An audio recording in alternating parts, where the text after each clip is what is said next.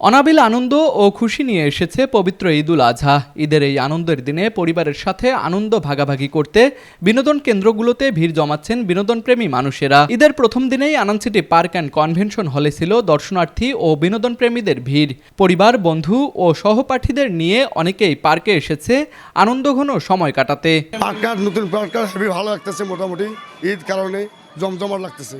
ঠিক আছে, এই যে আমার পরিবার নিয়ে আসছি, খুব জমজমাট লাগতেছে। আসো বাবা, ঘুরতেছি, ভালো লাগতেছে, অনেক ভালো লাগতেছে। নতুন কত টাকা যায় যা ওটা বড় কথা না, কিন্তু আমার অনেক ভালো লাগতেছে। কোনো কেমিক্যাল নেই, কোনো কিছু নেই, কোনো ধুলাবালু নেই, সুন্দর চলতেছে। আনন্দ সিটি পার্কে আছি, আমার এখানে খুব ভালো লাগতেছে। দোলনা খেলছি, উগলাতে চড়ছি, ঘূর্ণিতে চড়ছি, স্লিপে চড়ছি। এখানে এসে আমাদের অনেক ভালো লাগতেছে। এখানে ঘুরে আমরা অনেক মজা পেলাম, যেমন এই যে নাগরদোলায় চড়ে অনেক মজা লাগতেছে। এই যে আশপাশ খাবারের দোকান আছে, এগুলা খেয়ে আমরা মজা পাচ্ছি। অত্যন্ত মনোরম ও নিরিবিলি পরিবেশে অবস্থিত নবনির্মিত এই পার্কটি ইতিমধ্যেই রংপুরের একটি অন্যতম বিনোদন কেন্দ্রে পরিণত হয়েছে।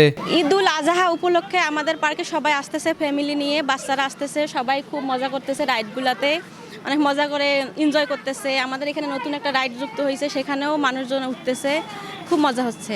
পার্কে ঘুরতে আসা বিনোদন প্রেমীদের জন্য রয়েছে নিজস্ব ক্যাফেটেরিয়ায় স্বাস্থ্যসম্মত পরিবেশে তৈরি করা উন্নত মানের খাবার।